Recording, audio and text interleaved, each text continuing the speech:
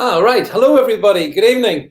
Welcome to a new week and a new set of live streams. So, first of all, as you join, there's a little bit of homework we need to go through together. So let's just do that. If you're watching this on the old platforms such as YouTube, share and like it. Share and subscribe. Facebook, share and like it. That's if you want to stick to old platform technology. Similarly, if you prefer more exciting and interesting channels, they're all linked below: Rumble, Odyssey, BitChute, Brand YouTube, all down below. Do make sure you follow me on Brand YouTube in particular this week. I want to see as many of you sign up over there as possible if you haven't already done so. But, it is important if we're going to have free-flowing conversations, we can do them without the threat of censorship looming over us. So we don't want that. Billy Piper says, am I on the BBC? That'll be the day after hell freezes over. If you like what you're saying, give it a thumbs up. Remember, thumbs up. That's what the algorithms like. Keep telling you this. So for the next hour, if you're watching this, you're going to be giving thumbs up, right? That's the deal.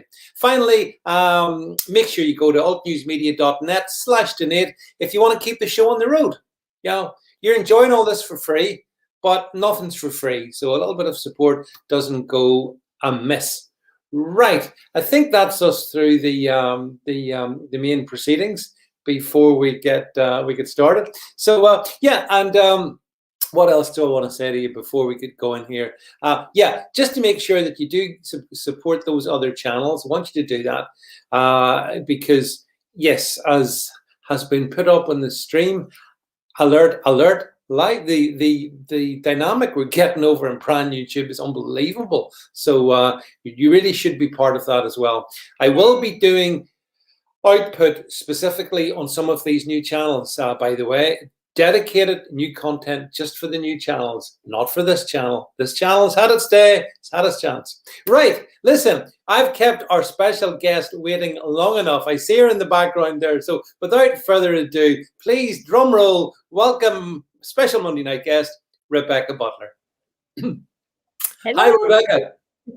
Hi, hello everybody. It's so nice. I always click on the comments, on the stream as Jed and I are waiting for you to turn up, David. And it's always so nice to see all the usual faces and Kim, Scotty, Chris, Billy Piper's teeth. Oh, it's so nice to see you all. Yeah, actually, I'm glad to see Rebecca. We have Matt here from New Zealand. The thing that amazes me about social media like this is, Rebecca, you get people from, as you know, in this stream, we often have a Loa girl from Hawaii, and we have Matt from New Zealand. And if I look around the world, that's a big chunk of it, isn't it? Yeah, I know, but Matt from New Zealand, we feel for you because your prime minister is just too wokey for words. I mean, we just can't bear her. So Matt, feel free, free speech here. Tell us all about it. It must be pretty painful sometimes being with Jacinta Ardern. Rebecca, have you been to New Zealand? I haven't. No, I lived in Australia. I lived in Melbourne for a couple of years. Yeah. And I was so busy yacht racing, using all my time, my holiday time for yacht racing, that I never actually got to New Zealand. But it's on the bucket list, the post-COVID bucket list. Well, I've got to admit, my daughter went there for her honeymoon, and they travelled around the North Island, South Island, and she really, really, really rates it. But I suppose we have to differentiate between lovely country, lovely scenery, and I think they're pretty nice people. Matt can confirm this otherwise, and sometimes political leaders, because they don't always represent what they never do. They never represent them. That's for sure. So Rebecca, it's been a couple of weeks since we've been together on a Monday night, and of course I was in the Gulag for a week. Listen. YouTube Gulag, but I'm free again. But I have to be really careful what I talk about on this lovely channel, which is why, folks, you need to follow me on the other channels. I'll woke you up on this one. You can rely on me. I'll keep Yeah, listen, Rebecca, your job is to get me extra woke bonus points, and then that can offset all my badness that will then undoubtedly follow on those occasions when you're not here. But hey, listen, I mean, it's been a couple of weeks, and obviously loads of stuff happened. And I guess we could have talked about, as always, Rebecca. There's loads of stuff we could have talked about, but I suppose obviously the news agenda since what was it, Friday night? Right. Oh, hang on. We've got is that Russia on the phone?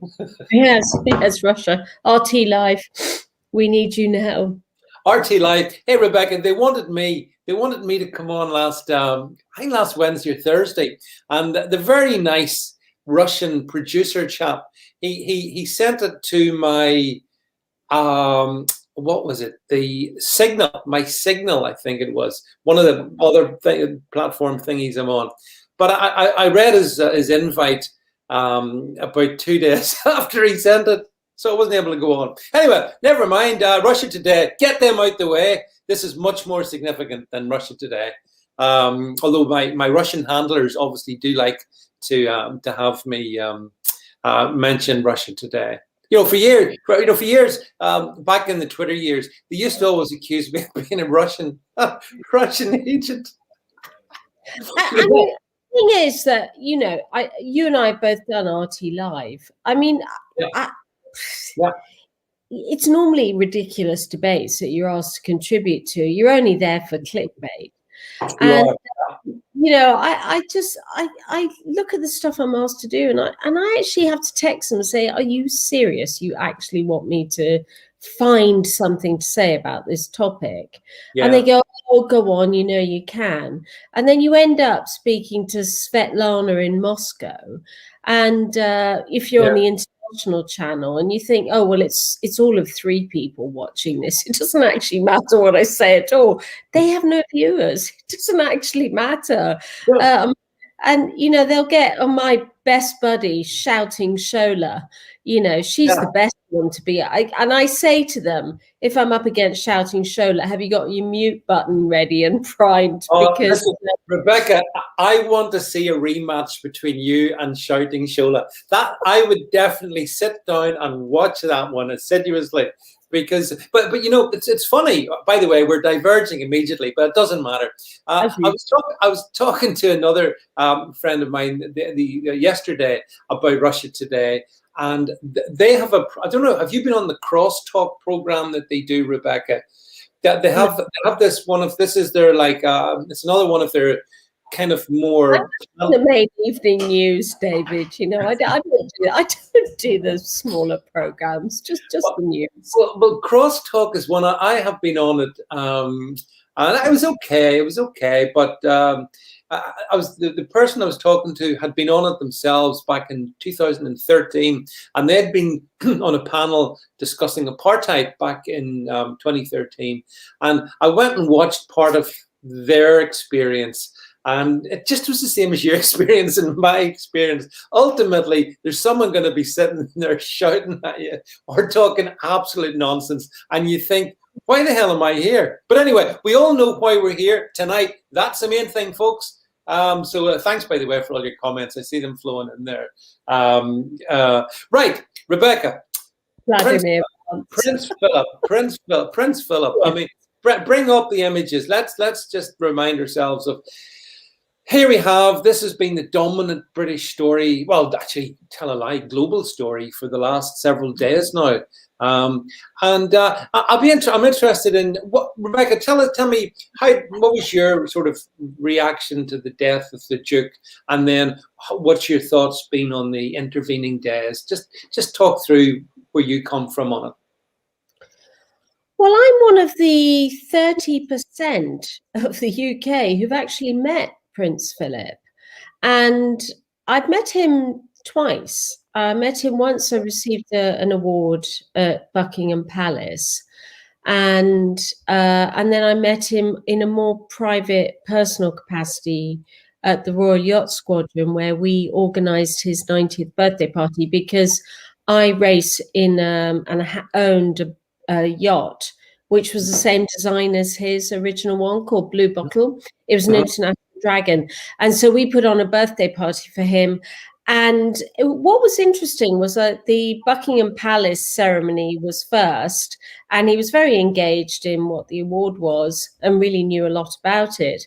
But then he remembered me when I met him at the birthday party, and I was really quite flattered that somebody like that, who has met so many people, would actually remember me in a completely different context.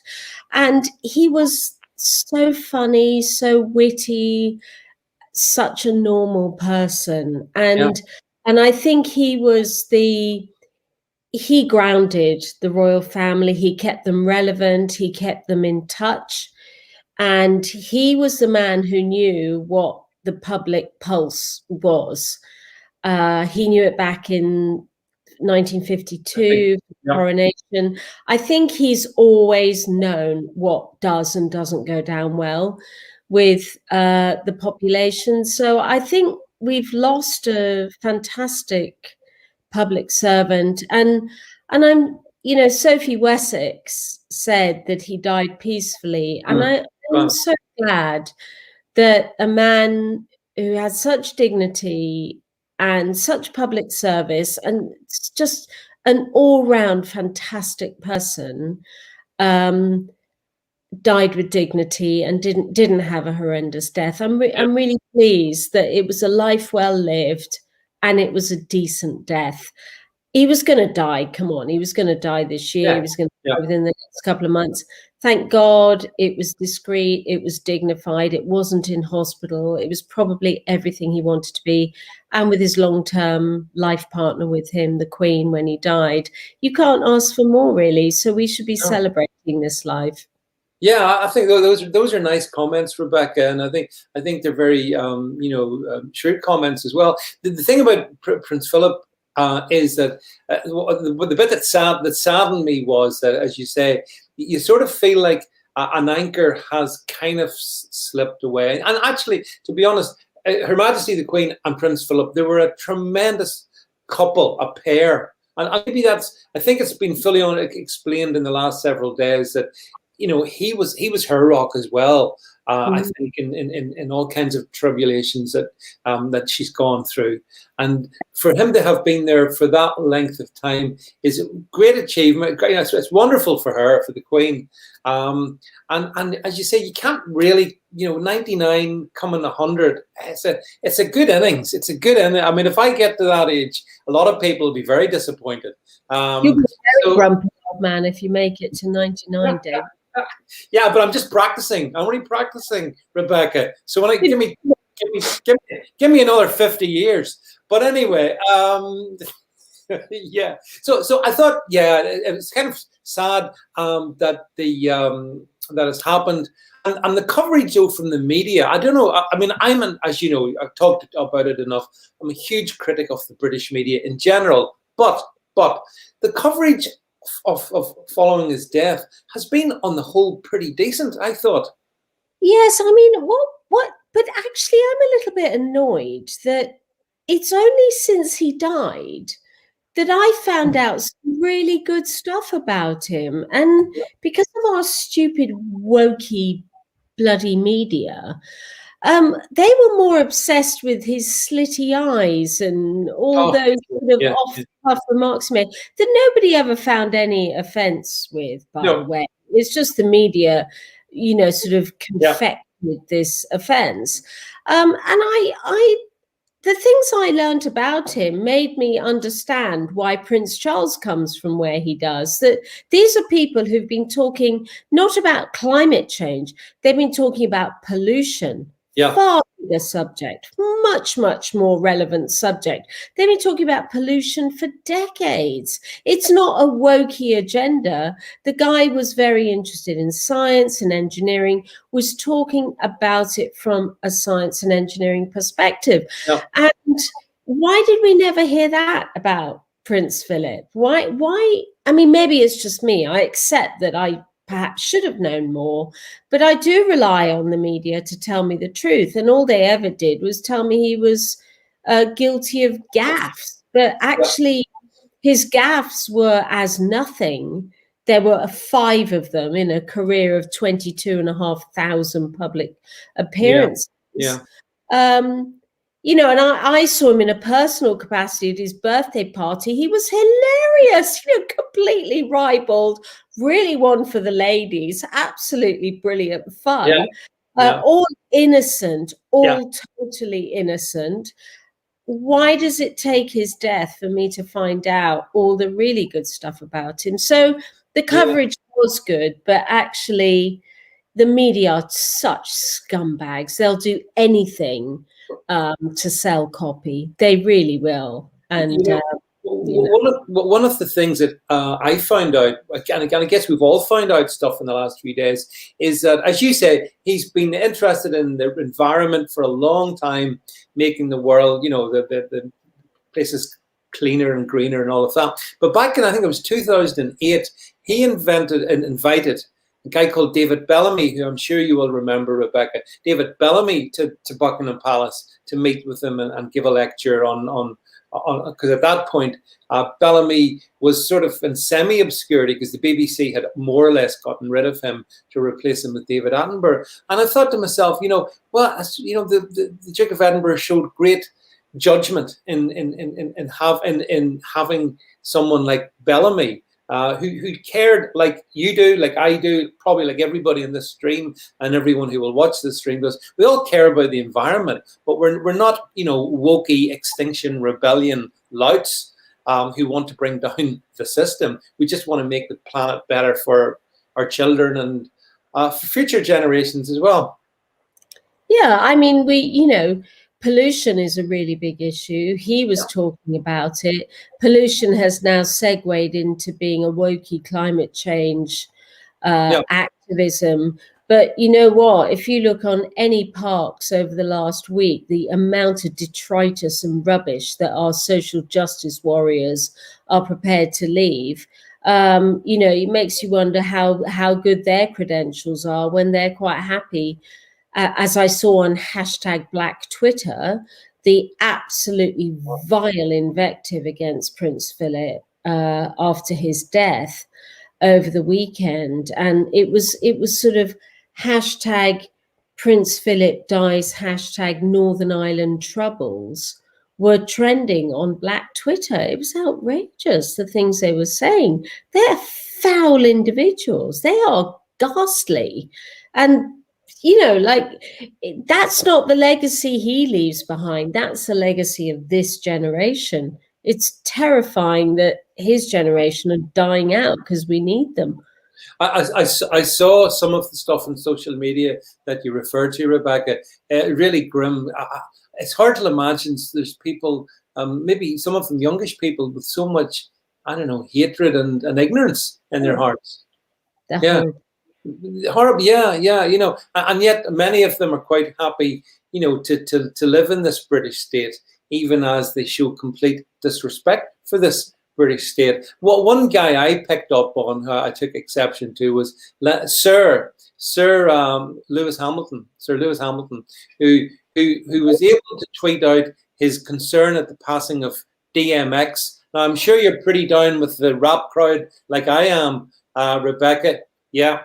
So DMX unfortunately passed away. Not sure what the reasons for that was, but anyway, Sir Lewis was able to pass his respects, but he wasn't able to find the time to send us, you know, to tweet out, for example, to the lady whose husband had just passed, who gave him his knighthood. I thought, that's interesting, isn't it? But these things are political, of course, not. And of course, I had my usual tiff with Ash Sarkar at AO Caesar over this, because she said, why isn't DMX given as much coverage? And I said, well, it might have something to do with the fact that he's a convicted violent criminal, but I don't think minor details like that detain you that often. And of course, I got piled on by the usual trolley wolies, but they don't bother me anymore, so it's okay. Yeah, she's loudmouth. Yeah, she's suddenly a DMX fan. What's it for animal cruelty?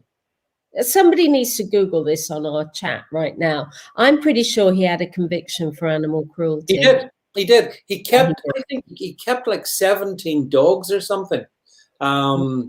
Yeah, he was a very troubled, and I think he was a very troubled individual. Let's put it like they that. all are, David. They're all in trouble. That's why they express the things they do.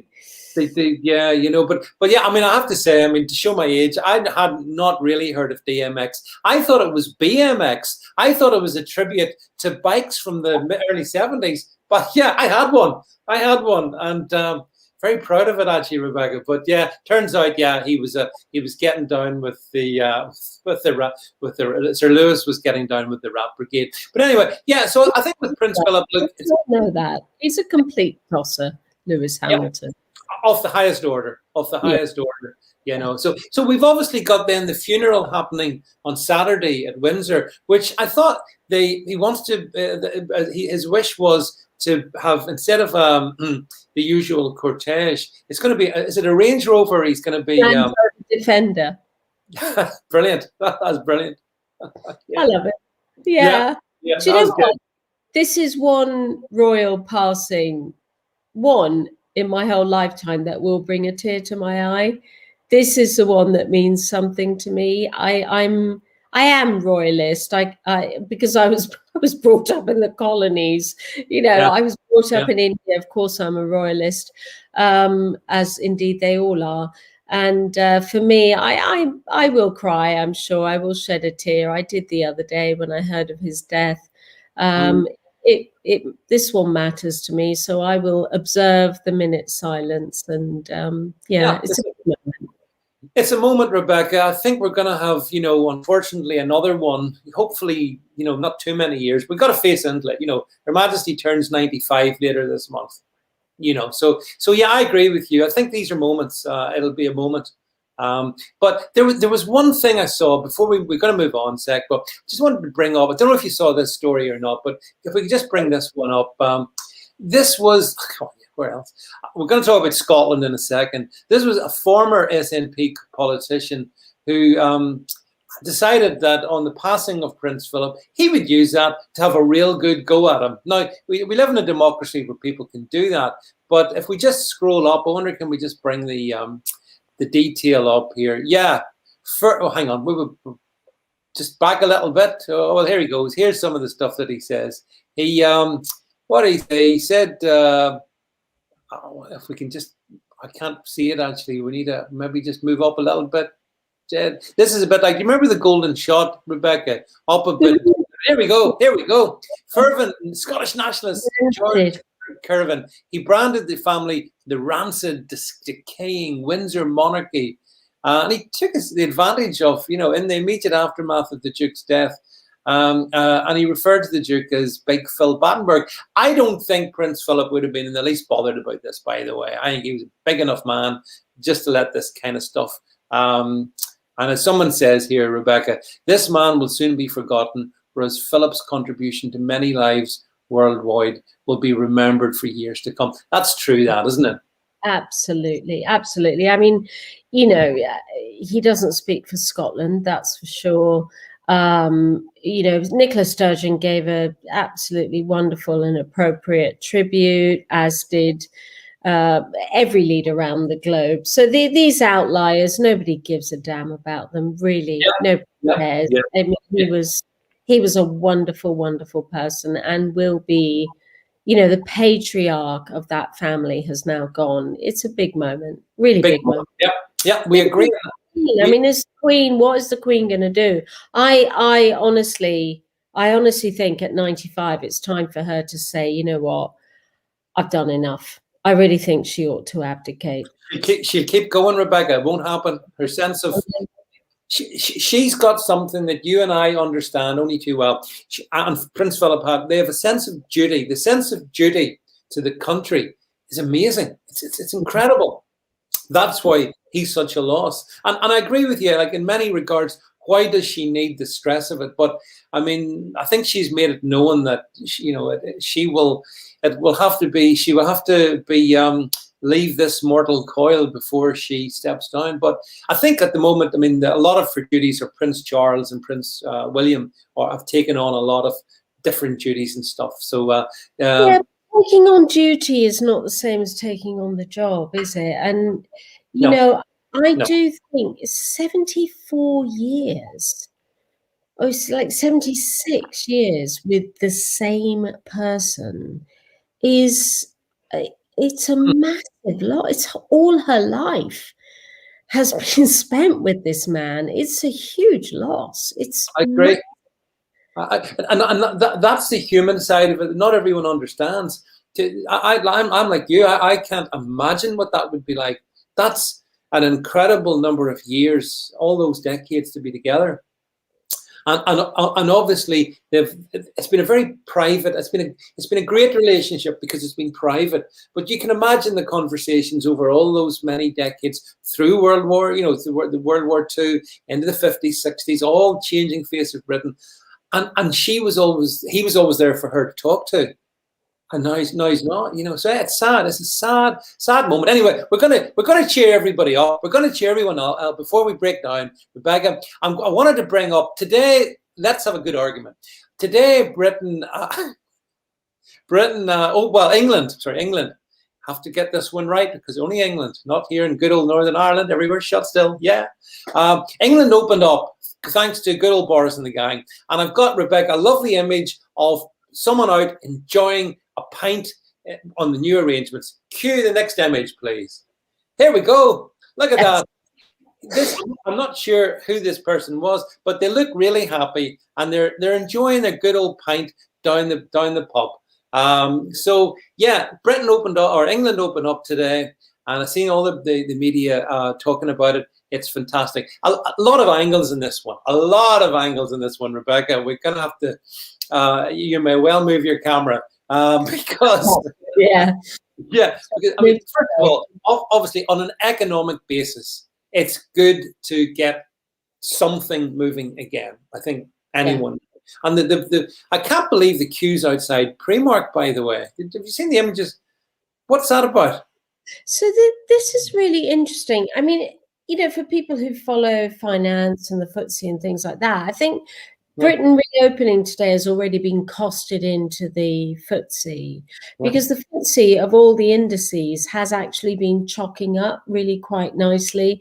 And a lot of people are investing on the London Stock Exchange now. So it's really interesting to see that there is a lot of confidence in Britain generally over the vaccine rollout and the fact that we have very, very low cases now. And I think we've got fewer than 2,000 people in hospital, which is the lowest for a very, very long time. So it might even be less than that. Actually, I didn't look at the numbers today.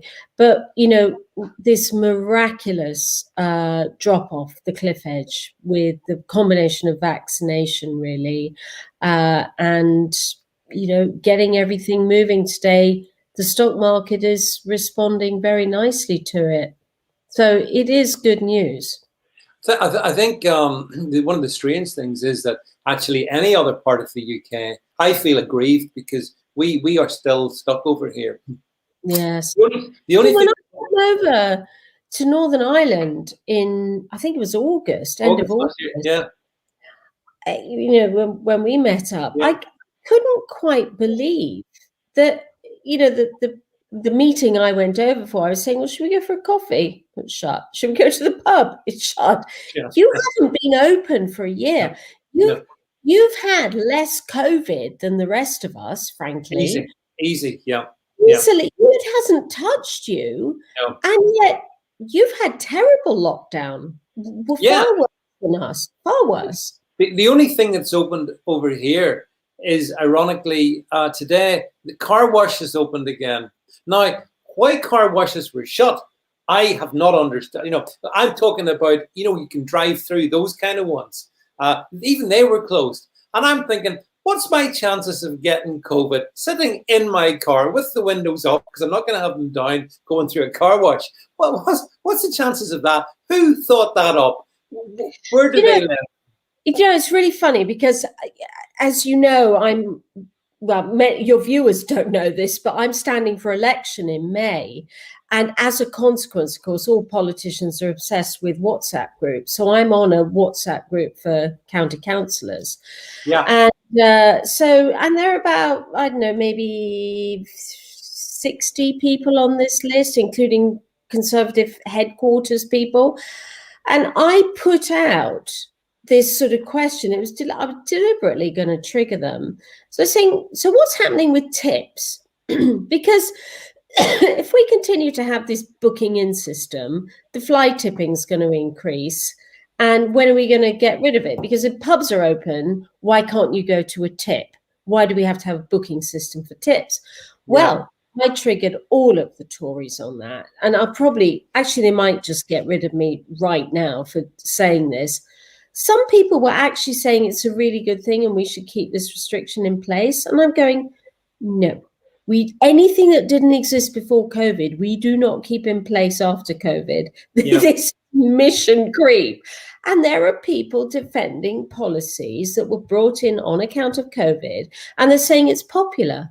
I'm like, no, it's not popular. It's a tiny vocal minority telling you that they like it because they have a job anyway. Of course, they can have an appointment at 10:30 on a Monday morning. They don't actually have a job to go to because they're all retired. These people who speak to you because you're a counsellor. No, it's not a majority view. The majority view is we don't want to have a booking system at tips because that's a COVID rule. Why do you need COVID rules at tips anyway? They're outdoors. When do you ever get within 3 meters of anybody throwing their old crap into big waste bins? It's ludicrous. Well, that was actually, curiously enough, Rebecca, at my other place that I have by the sea, to go to the recycling centre, you have to book. You have to go online and book just to take a bag of rubbish up. I can't believe that. Anytime I've ever been up at that, I'm usually the only, because it's a tiny little village. There's no people there, basically. And you have to book. And I kind of refuse to do. I'm not going to book. Who thought? Just lob it out the back of their car in a verge somewhere. So some people do. Yeah. I know you're a fly tipper, David. You look like one. I know. I'll not say what you look like. The thing is that what do you call it? Some of these people, though, there is a vociferous minority, Rebecca, who do think that we should keep in place the restrictions. It's weird. I think you put your finger on it, though. It has to be a demographic that's not financially impacted, particularly. Absolutely. Or practically impacted, because one person actually commented, well, it's all right because there are plenty of slots in the week. Hello, the vast majority of this country works. They can't get to a tip in the week, so they've all got to pile up at the weekend while you just magically turn up at your organized because you've got the internet. And most people don't. Most people still think you can just turn up at a tip. A lot of them are contracted out and by the private sector. They're taking the mickey. I just think we cannot have anything that was pre-COVID, in my view, cannot exist post-COVID. It's just a really bright line for me. I'm quite strong on that. Here's an interesting one. John says, remarkably, there have been no booking for tips at all, or for these recycling places in Northumberland at all. So yeah, I guess it varies around the country. Someone says, hang on. Oban one says, who is Rebecca, folks, please? Let me explain who Rebecca is. So Rebecca is a lady of many talents, many facets, almost 40 many for me to get up on the screen. But Rebecca is a barrister, a former matron, a seasoned political commentator, aspirant politician as well, one would have to say. She's all these things and much more. So that's who that. Does that answer your question then? That's who Rebecca. He's back onto tips. It's fine. Obin one's gone on to tips. He's on to tips. Yeah. But here we have a major problem with fly tipping. And as I said, I don't care what the regulation is. If it's been brought in for COVID, it must go. It absolutely must go. There you go. Scotty says Rebecca is a star. There you go, Rebecca. You got the fan club is on. And hang on again, Rebecca. It's a really good night for you. Awesome apologies. I've never heard it. Well, I don't know. Was that a backhanded comment? I'm not sure. But so we've seen people go to the pubs. Obviously, I mean, this is where we completely diverge. I've got a major problem. I am the proverbial spectre at the feast, because my issue, well, I've got loads of issues, but one of them is to go to the pub. I mean, I don't particularly go to the pub, I've got to be honest, but for a meal, maybe some pubs do nice food and stuff. I'm not going to be taking my NHS track and trace with me, but even if I did, cue the next slide, please. Just bring this one up. This gave me a laugh. I might chuckle anyway. Oh, look, the NHS COVID-19 app update is blocked for breaking Apple and Google rules. What do you think of that one, Rebecca? David, I could, if I looked hard enough, I could find a tweet I did about this time last year. And I said, if anybody thinks that NHSX is capable of the ability to do track and trace, they're living in la la land. I've said this all along. They're behind the curve all the time. To be fair, it's a big ask. To be fair, it was a big thing to mobilize.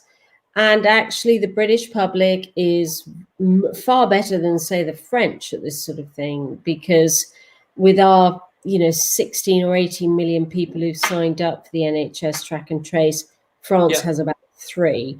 So we've done a lot better than other countries. But yeah, I mean, anybody who gets disappointed or even aerated over NHSX being incapable of doing anything just hasn't really read the papers for the last 30 years.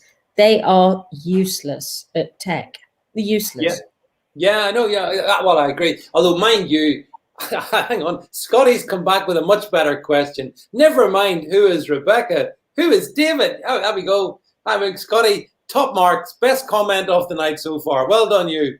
Here are you, Scotty. Anyway, let's move on to the fact that so there's the tech aspect. By the way, I'm sure Google and Apple will fix this, and somehow it will work. I don't think Google and Apple are my friends either, by the way. So just to be clear, and I object to the fact, why the heck, I don't know what the law on this, here, with your legal hat on, what the law, I thought the government regulations on this were, if you go to the pub, you're politely asked to, for the NHS track and trace, or to provide handwritten details of your name and address and so on and so forth. So there's a choice. I've seen some pubs refusing or apparently not giving that choice. What would your understanding of that be? I think the choice is gone. I think you have to now do the track and trace. I think the choice is gone. Okay, well, bye-bye pubs. I won't be going. You're not getting me, and I'm not using your track and trace. That's interesting. So a little bit more freedom taken away. Anyway, it won't matter. Most Brits will love this, or most Brits. Let's use it just generically, because I'm sure. It's true, David. That is true, David, because and we saw this in France. I remember discussing this with you last October, that the more draconian the measures were at the time that Emmanuel Macron was putting in with France, the more draconian the measures, the more popular they are. Look at Nicola Sturgeon, look at Jacinta Ardern.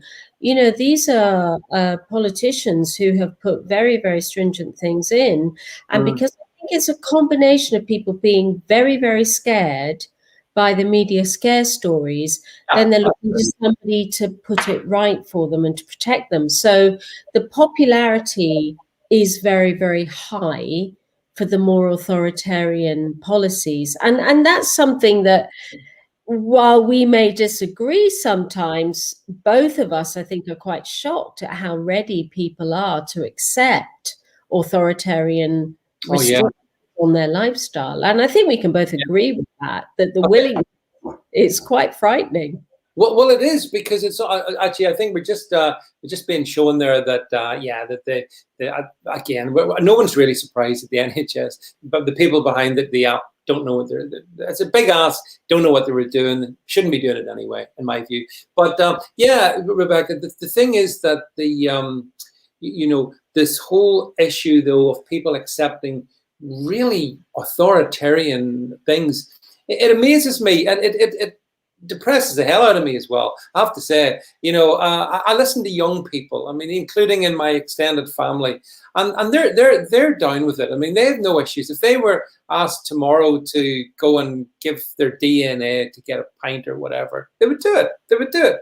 I have to say, because of course they're the generation that has just assumed that their data is public property. They're the Facebook generation, which is kind of my kids' age, the mid-20s, that's a generation which hands over their data very, very readily and doesn't really think that their data is something unique to them. They're quite happy to hand their data over. I think it's the older generations that say, well, hang on a minute, what are you going to do with our data? My son doesn't care. As far as he's concerned, he is the product of Facebook. But he doesn't buy Facebook. Facebook buys him. And my son is exactly the same, Rebecca. Just no different at all. But maybe it is the sort of the older generation that does still care about who gets our information and who doesn't, and why should anyone actually be asking for it? But I do worry about the way we're slipping into what I see as Chinese-style communism really, really easy, with the digital ideas. They've abused our trust. I think this is the thing, is that, you may have thought that you had a relationship of trust with Mark Zuckerberg or Jeff Bezos or whoever it was, but in fact you didn't. And so you feel betrayed. I don't think the younger generation does feel betrayed by them. You thought there was a quid pro quo. Yeah. There isn't. Yeah. Well, I mean, you and I should do a separate whole stream on trust and technology, because it's a great issue. But here's one I'm interested in your thoughts on as well, though. So we've seen pubs reopening, but I heard a lady who's in charge of UK hospitality or whatever saying today that even the businesses that have reopened today, because of social distancing, they're basically operating at a financial loss. To make money, I think you have to be at about, for this is hospitality now I'm talking about, you've got to be at about 70% of capacity. And social distancing means that you can't be, therefore you don't make money. That's a problem, isn't it? Yes, it is. And of course, this is going to become the argument for the COVID passports, because particularly with our climate, this may work over the summer. But one of the strongest arguments for having the COVID passport is, well, it means that you don't have to do social distancing. I'm speaking in hypothetical terms only, because I'm very concerned about all of it. But, basically, by and large, the restaurateurs, when you have to go and eat indoors, are you prepared to check your clients for COVID passport or not? If you're not, social distancing will remain, perspex screens, masks, the works.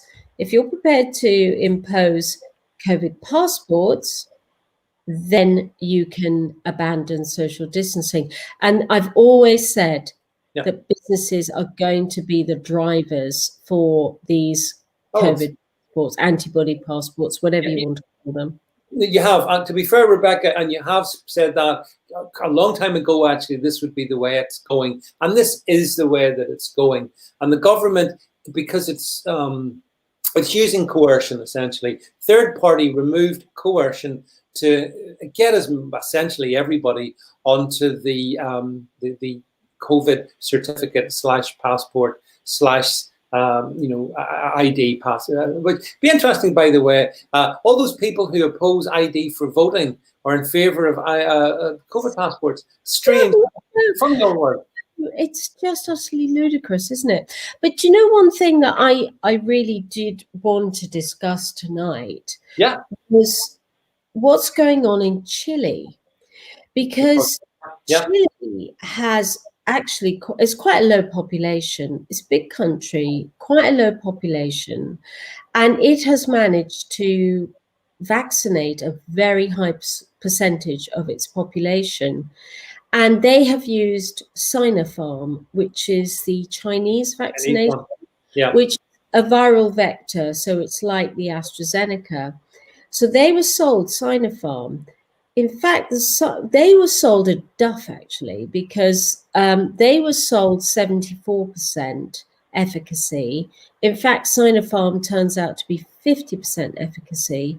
And now Chile is seeing a massive resurgence in infection rate and death rate and hospitalization rate because the vaccine isn't as effective as they were sold. So they were sold a duff vaccine by the Chinese. The Chinese selling people. I can't believe that, Rebecca. The Chinese. Wow, you're wrong. Don't believe it. Fake news. Yeah, but to Hungary as well. So, you know, one of the issues in Europe is that the Brazil and the South African variant, there is a concern. South African is highly transmissible. Brazil potentially can evade Pfizer, but can it evade Sinopharm as well? I think it can, just judging by what's happening in Chile, because Chile has a high percentage of a Brazil variant coming through on their PCR testing. So this is what I was discussing with you about 6 months ago, this dystopia that I am really, really concerned that we're only at the beginning of this crisis, because this virus has not settled down. We've got a double variant in India, which is knocking people over like 9 pins right now. India's back in curfew and lockdown. So, you know, we are entering into a really, really troubled time. And I am just genuinely concerned that we have gone and vaccinated people. There's this general anticipation that it means we're all going to be free. A lot of people will have had the vaccine, not really wanting it, being concerned about the side effects, but, you know, really thinking, okay, I'll do it because I think it's the right thing to do, and then being disappointed at the end of it. I think this is absolutely awful, and it's a tragedy what's happened in Chile. Well, did you see the research that came out of Israel, Tel Aviv University? Did you see that? Which, okay, small study and all that, so you know, you can read it whichever way you want. But it was suggesting that those who had taken two doses of Pfizer, specifically Pfizer, were more susceptible to the South African variant, I think, than the unvaccinated, which is well, that's what the research said. That's quite. Yeah, it was a small sample, but I think, you know, one of the qualifications to that was that if you'd had the vaccine, you were less likely to abide by the social distancing and the mask wearing and all of which that. happened, yeah. You tended to think you're a little bit more safe. But I think I said to you about 3 months ago that I'd had a discussion with a virologist, and they were telling me that a virus normally takes 3 years to stabilize in terms of knowing where it's going, knowing what its variants are, how it's going to pan out. Yeah. We're a year into this. You know, we cannot any longer cope on like we are now. We can't do this. We just can't. I've always said we have to accept a number. We have to have a number that we're willing to live with, which is death from COVID every year. We have to live with it. But there are some, Rebecca, in the scientific community in particular, that want that number to be zero COVID. They're nuts. Yeah, but certainly in the Irish hospital, it's not going away. I know. Oh, I agree with you. I agree. But I can't believe that scientific-minded people would even think that, because you cannot get, you know, you get nothing to zero. But to sort of say, well, really, we can't start loosening things up properly till we get to zero COVID. That means you never loosen things up. And interestingly, two governments, the Irish Republic, the government there down in Dublin, and to a degree Scotland as well, I think, Rebecca, they are quite focused on a zero COVID strategy. Now that is we both agree that's just lunatic. And in fairness to you, although I know we don't agree in other aspects, but it's just not possible. It's mad. No. Interestingly, actually, Australia and New Zealand adopted the zero COVID strategy. Yeah. Which is fine if you can isolate yourself off from the rest of the world for a period of time. Yeah. But they're in this trans-Pacific trading bloc. They can't stay closed forever. And what the New Zealand experience is the minute they open their borders, then they start getting the virus back in. If you have a zero COVID policy, you are not therefore able to cope with a background level of COVID. It's far better to say, let's get real. What's the number here? Is it 10,000 a year? Is it 5,000 a year? What is the number you're prepared to live with? Because that's what we're going to be living with. So, and we will titrate our response to what we're prepared to our tolerance level. Yeah, I lived through SARS-1. In Singapore, I know how things happen. And SARS-1 existed in Singapore for well beyond the news media being there, and it eventually settled down. But SARS-1 still does kill people. It hasn't been eradicated. It's nearly 20 years later. But life kills people, doesn't it? I mean, life, unfortunately, death is a side effect of life. So, I mean, look, quite being sensible about it. If we need to get the British economy opened up again. But here's a question for you. How do you think, Rebecca, assuming that we did open up, and I have great doubts about it, by the way, by June 21st, but let's assume I'm wrong and everything irreversibly opens up. Here's the question. Across the channel, through Europe, there's certainly much higher levels of infection and whatnot. So what's to stop those coming across to us if we open the economy up again? What can stop it? Is it stoppable, or is it foolish to even think that? It's the latter, because, if you remember, if you go back to last March, April, when they were talking about shutting the borders. Now, I maintain that the whole reason we didn't shut our borders was because Trump did it, and Boris didn't want to be seen to be the right-wing fascist that Trump was, being anti-Chinese and a racist. And so because Trump did it, even though it was lauded at the time for being the right thing to do by all of the virologists, what Whitty and Vance was saying, it's too late to do it. The cat's out of the bag here. I'm not actually 100% in on that theory, because I think that what Trump did was right. And he bought the whole thing about lockdown is you buy time. It's time that you need to set things up. So lockdowns buy time, vaccines buy time. You don't stop people dying necessarily. You reduce the burden on the health service. So we could have bought time. But they were saying, well, the cat's out of the bag. It's pointless doing it now. And, we went through India at the time, and at the airport there, everybody was, had a gun on the head with having your temperature taken. Yeah. Sure, it doesn't really work. Of course, we know it doesn't really work. Yeah, okay, it's obvious it doesn't work, but it is a little bit of a barrier to people traveling, thinking, I've got to go through quarantine or whatever, just putting people off. But Britain is so different to New Zealand. We have a population 20 times the size, and we have G5 economy. We can't do it, but we got to accept it's a fact of life that COVID is with us. And I think people now are beginning to realize how big this problem is. It's not a 1-year problem. It's not 1 or 2 waves. As a French health minister said in October, this could be a 10-wave pandemic. We have to find a way to live with it.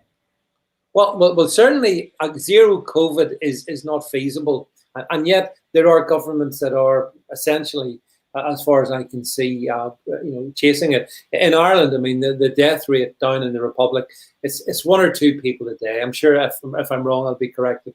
And that's for any reason, deaths for any reason with COVID, blah, blah, blah, on the death cert. So basically, the viral load is, as you would expect, Rebecca, as we enter, it's not very warm here at the moment. It's not very summer-like, but we are in spring, and respiratory illnesses do fade. If you remember last year as well, the levels of infection dramatically fell away come May and June, and you'd expect that. I expect something similar. Yeah, but David, why then is India having a massive surge now? Why is Chile having a surge now? They're in summer months, don't forget. So I know people have done studies on latitude with COVID, but yeah, it's complex, isn't it, Rebecca? Oh, by the way, I couldn't resist. Someone said to me, "Hey, David, what's happening with the riots in Belfast?"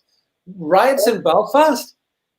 That would 14-year-olds just throwing stones at each other. It's not riots. As I said to you earlier, no, they're not 14. They're 9. They're 9-year-olds. Yeah. Well, the good news is that it's all over Brexit. Apparently, it's all not fundamentally the issue here. We have, by the way, folks, just going off on a quick one, is that we have a habit of rewarding people who are violent. So the good news is all those who have been out rioting for the last couple of weeks, they've been given 10 million of your taxes to help their communities get stronger, i.e. straight into the back pocket of the paramilitaries, as ever is the way. But I'm a voice in the wilderness for talking about these things. But yeah, so to finish on, back in COVID. So I think, Rebecca, I welcome the English economy opening up. I hope my economy here would. I really wish to God they would follow and do something useful, but I doubt it. I didn't know why you were as shut down as you were. It was just ludicrous. We have the biggest public sector as a percentage of the economy of any part of the UK. Do the maths. So they didn't care. Don't care. They're happy. They're out having a great time. They've had a wonderful year of it. Doesn't matter about the private sector because it's a smaller percentage. And it's, again, a great topic to talk about. How can you have a functioning economy where the state sector is dominant? How can that actually ever happen? I don't know. Anyway, hey. 70% of French employees are employed by the state. Well, yeah, France is a good example, yeah. Yeah, but then look how dysfunctional. Did you see that Marine Le Pen is 60% ahead in the polls? Whoops. But yeah, I'd love to see her get in. I mean, do you think Macron can come back, by the way? Because this is, again, a good area of your expertise. Well, on the single transferable vote system, he only got 22% of the vote. And he slipped in on the transferable vote system. Yeah. It's anybody's guess what could happen. But is Michel Barnier going to stick his head up? Because I think there is a suggestion that he could stand. And if he does, I think he could be a popular alternative to Macron. But it's all about timing. And right now, Marine Le Pen would win even on the single transferable vote, but it's all down to who you put on second place on those voting systems. Very interesting. Yeah, that's the thing about France is it's a really you can't take too much for granted. I would like to see Marine Le Pen get in because I think she might lead France to reassert itself as a sovereign nation. And no, but she has declared that they are not looking for Frexit. That she's not looking for a referendum. Yeah, she says that now. She says that now before the vote. But who knows? If she's not, what is the difference? Okay, what's the difference between her and Macron then in terms of policy? Well, she's very much into more left-wing policies. In fact, right winger. She's very much more into workers' rights and corporate taxation and stuff like that. It doesn't fit very well with any mainstream narrative in the UK, what she actually stands for.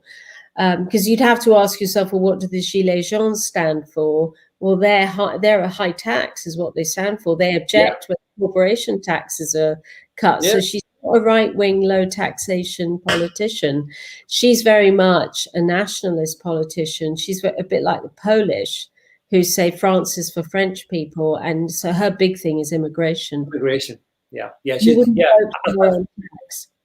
Yeah, no, I agree with all that, Rebecca. By the way, she is.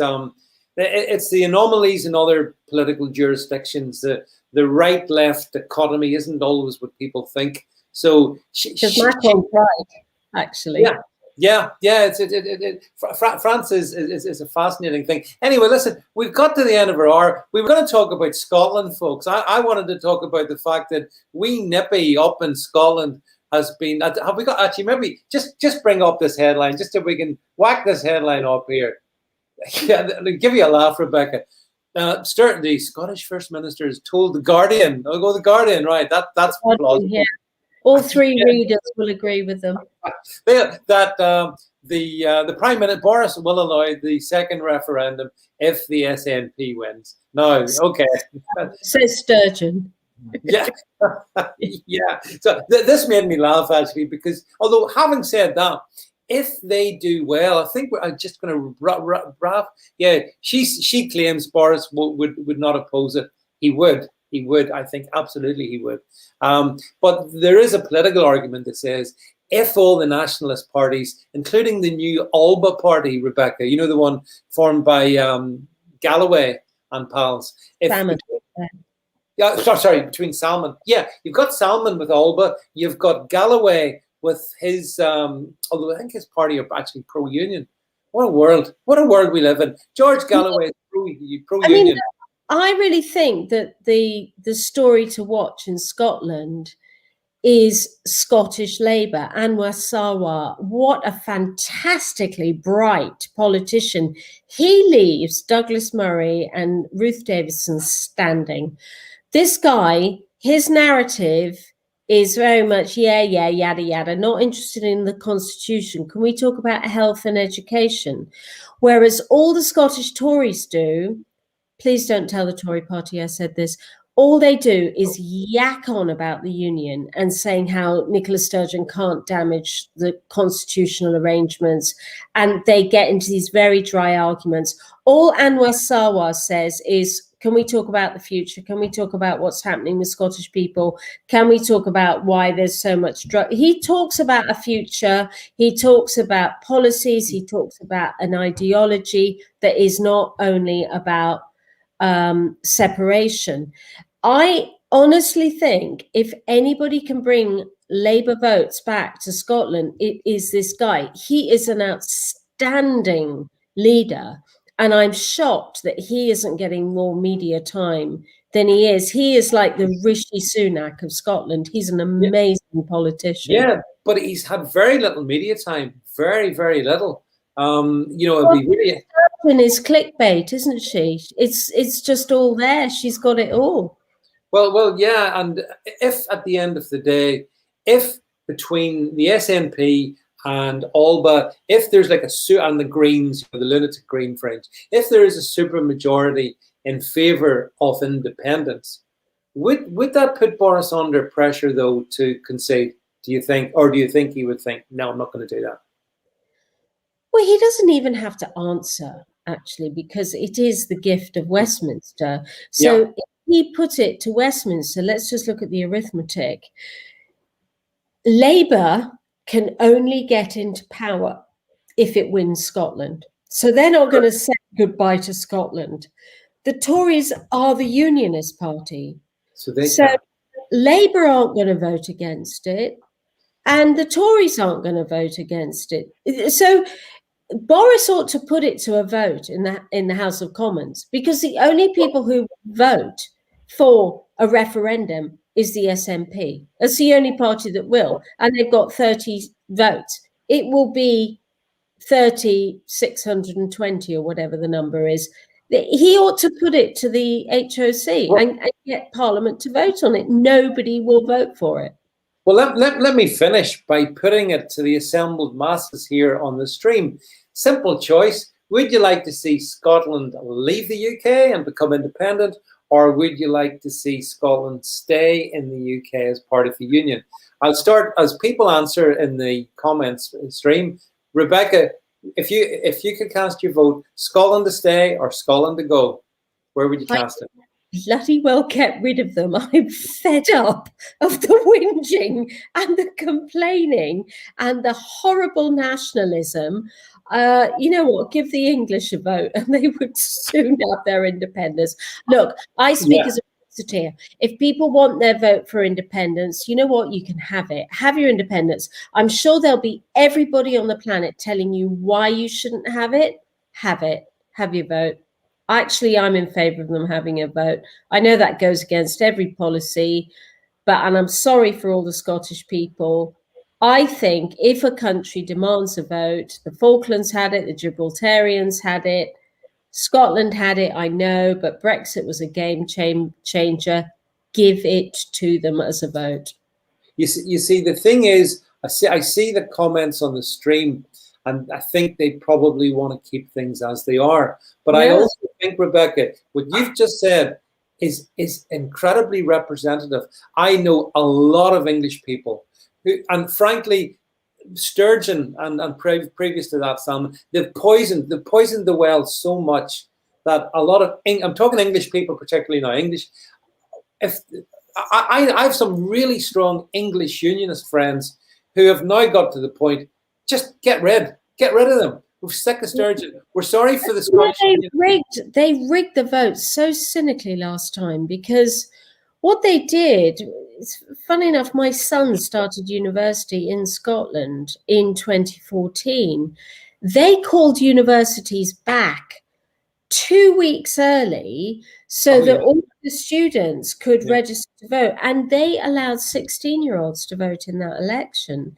So they tried to rig the vote in favour of separation, and they failed despite the most dastardly tactics and the most horrible racism that was going on. It was awful.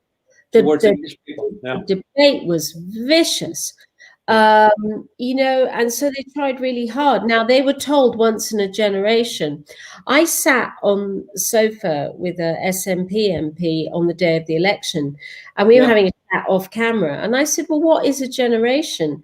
And he said, well, of course, Scottish would say that the Belfast Agreement, the Good Friday Agreement, says that 7 years is a generation, and therefore they would say, well, that is precedent for saying that 7 years has passed. Now, I always thought a generation was at least 15 years. I never knew it was 7 years.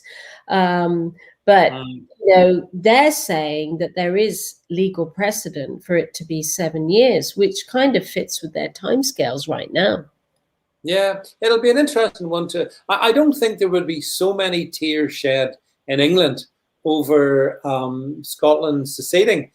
Here in Northern Ireland, there would be, definitely. I know that, and perhaps, you know, in other places as well. But I fully get it, Rebecca. I really get, and it's been apparent for a number of years, that rising sense of, hang on a second, and I'm the English taxpayer, I'm being bled dry, so so Sturgeon can give out all the goodies in Scotland, and you're paying for it, your taxes, and English people. We're going to hand more goodies over to keep them in. I know. It's even worse. Yeah, so you are. Currently, it's 34% higher per capita receipts from the government in Scotland compared with England. So they're already getting 34% more than us. It will go up to 50%. You know, the Conservative and Unionist Party will pay whatever it takes. They will pay off Nicola Sturgeon. What they actually ought to do is have some balls and say, right, have your referendum, and then hope to God they lose again, and hope to God then you finally put it to bed. Or learn the lessons from Brexit and say, right, well, this is the deal you get. So you're voting on the deal. So go to great lengths to negotiate what a separation deal would look like, and then say to people, now is your opportunity to vote on it. And there has to be a quorum. You can put votes around a referendum, which we've learned you need to do. So, you know, I think that would be the way to approach it. But in many ways, my gut instinct, the Brexiteer inside me says, if they want the vote, give them the vote. But I know that Labour will never vote for it because they need Scotland in order to be in power. And the Tories are a unionist party. How can they ever agree to a referendum where there's breaking up the union? They just can't do it. You're right. Boris Johnson would not want his political career, his epitaph to be, he presided over the breakup of the union. It won't happen. But it's good clickbait for the media, Rebecca. We've spent 15 minutes talking about it. I haven't said I wouldn't talk about it. So people are always interested in these things. Right, we've got to the end of our time. We have, of course, we've gone right through our time, actually. But hey, who cares? We make up the rules here, Rebecca. We don't have to kowtow to others. So listen, pleasure to see you. Great to see you back on the stream again, Rebecca. Thanks for being here. Thanks everybody for the comments there. I see, can't read them all, but I've tried to read some of them. And as I say, thank you for being here tonight. Do make sure you follow me in those other channels. Very important, so you can get up, because I can live stream to other channels, you know, not just YouTube any longer. So do make sure you do that. And join me on Wednesday night when I've got a chap called Neil McRae on with me, a writer and academic. So we got him on Wednesday night. That'll be good fun with Neil. And in the meantime, thank you again, Rebecca. It's good night from me, everybody, and good night, everybody. Nice to see you again. Bye.